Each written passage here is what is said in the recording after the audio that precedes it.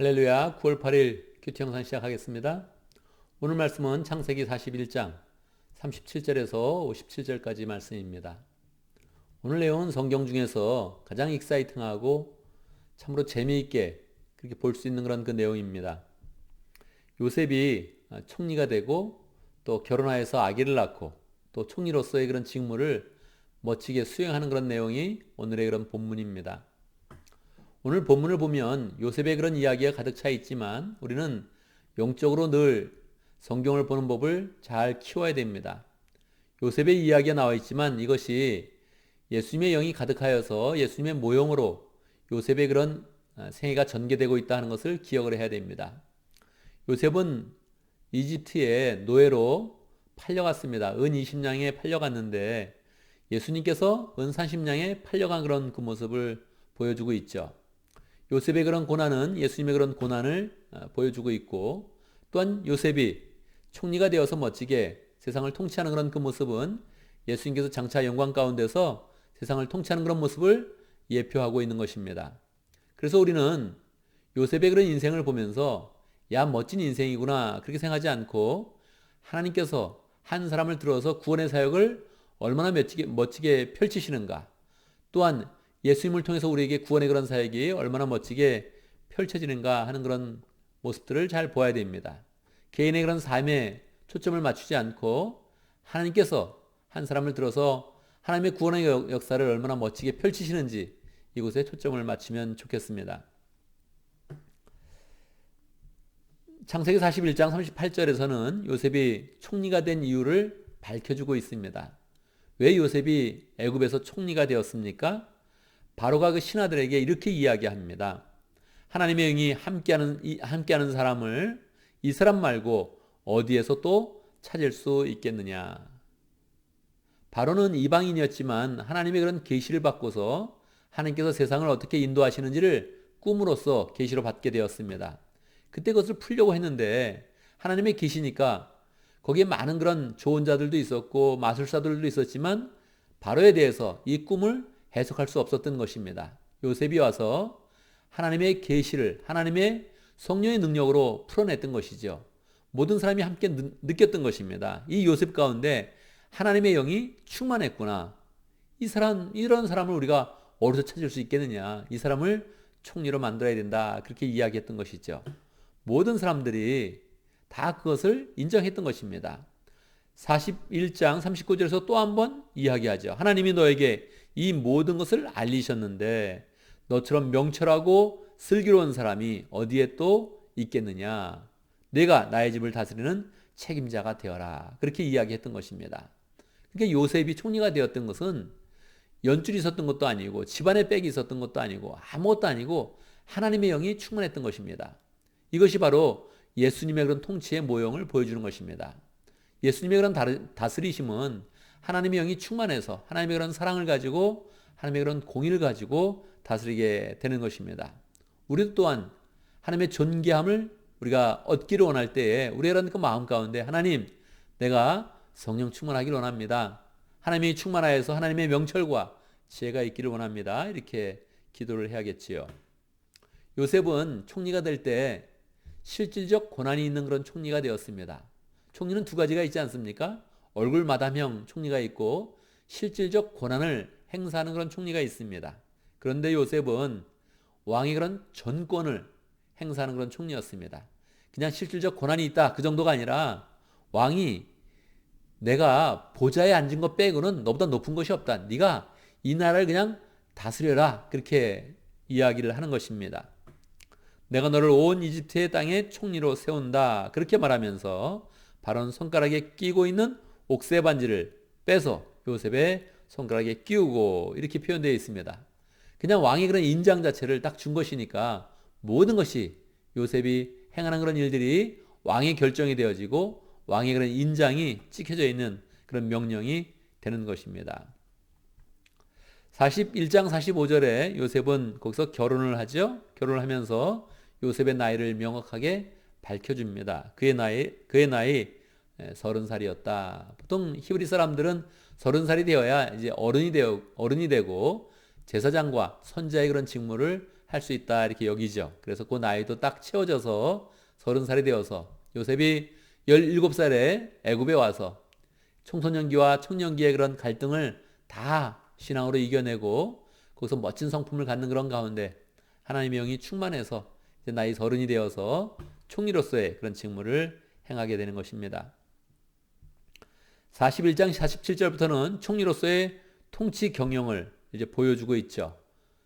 하나님이 풍년을 주실 것이고 흉년을 주실 것인데 7년 7년 이렇게 14년의 그런 기간이 있는데 이 앞에 7년에 뒤에 오는 그런 7년을 준비해야 된다는 것입니다. 어떻게 준비할 것인가? 곳곳에 창고를 지어서 창고를 저장해서 이제 나머지 흉년의 그런 기간들을 지내야 된다는 것이죠.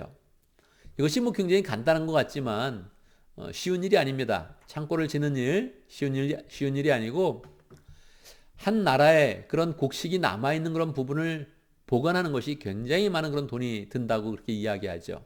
지금 한국에서도 쌀이 남아가지고 쌀을 저장하는데 그 저장한 것을 유지하는 그런 비용이 몇천억 든다고 그렇게 이야기를 합니다. 보관 비용이 굉장히 생각보다 많이 든다는 거예요. 뭐 보관하는데 썩으면 안 되지 않습니까? 뭐 보관한 것도 습기가 차는데 잘못 두면은 곡식은 바로 그냥 썩게 되어 있죠. 우리도 뭐 야채나 뭐 보통 음식들을 밖에 두면 썩는 경우를 많이 보지 않습니까? 그러니까 창고를 어떻게 지을 것이냐, 어떤 창고를 지을 것이냐, 어디에 지을 것이냐 하는 것은 굉장히 큰 그런 지혜가 필요한 것입니다. 이런 모든 것들을 스무스하게 성경에서는 자세히 기록하고 있지 않지만 스무스하게 토목의 그런 공사가 이루어지고 공사가 이루어지면서 곡식을 저장하고 저장할 때 그 저장하는 건 비법이 있고 이 모든 것들이 하나님의 영이 충만해서 그 모든 것을 경영하는 그런 그 모습이 잘 되어져 있다는 것입니다. 41장 51절에서는 요셉이 두 아들을 이제 낳게 됩니다. 풍년의 기간 동안에 결혼해서 이 풍년의 기간을 맞이하는데 그 풍년의 기간 동안에 자녀를 낳게 되지요. 두 아들을 낳게 되는데 하나는 므낫세, 하나는 에브라임 이렇게 이름을 짓게 됩니다. 므낫세는 요셉이 내가 이제 옛 고난을 다 극복했습니다. 심적으로 극복했습니다. 그런 의미를 따서 하나님이 나의 온갖 고난과 아버지 집 생각을 다 잊어버리게 하셨다. 아버지 집을 생각하면 원래 좋아야 되는데 아버지 집을 생각하면 거기 형들이 있는 거죠. 형들이 자기를 팔았던 그런 기억이 나는 거죠. 이게 마음에 큰 그런 상처가 되었는데 그것을 내가 이제 상처를 견뎌서 이겨내게 되었습니다. 그렇게 고백을 하는 것입니다. 고난을 극복하는 그런 내용으로 이제 다 있다 하는 그런 내용을 가지고 므낫세 이름을 지었고요. 둘째는 좀 더 신앙적인 그런 성숙을 가지고 신앙적으로 발전된 그런 모습을 보여줍니다. 내가 고생하던 이 땅에서 하나님이 이 자손을 번성하게 해주셨다. 에브라임은 갑절로 열매 맺다는 그런 뜻을 갖고 있는데 이제 하나님께서 이 고생하는 그런 땅에서 나의 그런 자손을 번성하게 해주시고 축복하신다. 그런 그 믿음을 담아서 이름을 지었습니다.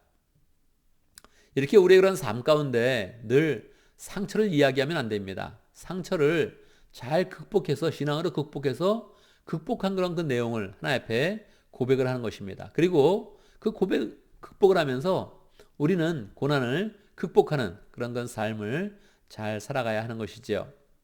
이제 후반부에는 요셉이 총리가 되어서 이 나라를 어떻게 경영하는지 이 경영해서 정말로 바로가 정권을 그에게 맡겼는데 그 정권을 맡긴 것이 얼마나 큰 유익이 되는지 그가 국가 경영을 어떻게 하는지를 보여주고 또한 이 국가가 사실은 이집트가 풍년을 맞이해서 주변에 많은 그런 나라도 함께 기근을 당하게 되는데 그때 다른 나라에게 얼마나 선한 그런 영향력을 끼치면서 타국에도 강력한 그런 리더십을 펼치는 그런 모습을 보여주고 있습니다.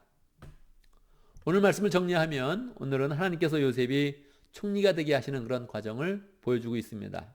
우리는 이러한 모습 속에서 요셉의 모습을 강하게 보는 것이 아니라 예수님이 얼마나 이 땅 가운데 오셔서 멋지게 하나님의 그 영광을 나타내시는지를 우리가 분명히 보아야 하겠습니다. 요셉은 총리가 되어서도 많은 사람을 이롭게 하는 그런 삶을 살았습니다. 우리가 구원의 은혜를 받게 되고 하나님의 그런 은혜를 받게 될 때에 우리가 유익하게 되는 것이지만 우리를 통해서 또한 많은 사람에게 유익하는 그런 삶을 살겠다 이렇게 마음을 먹으면 좋겠습니다.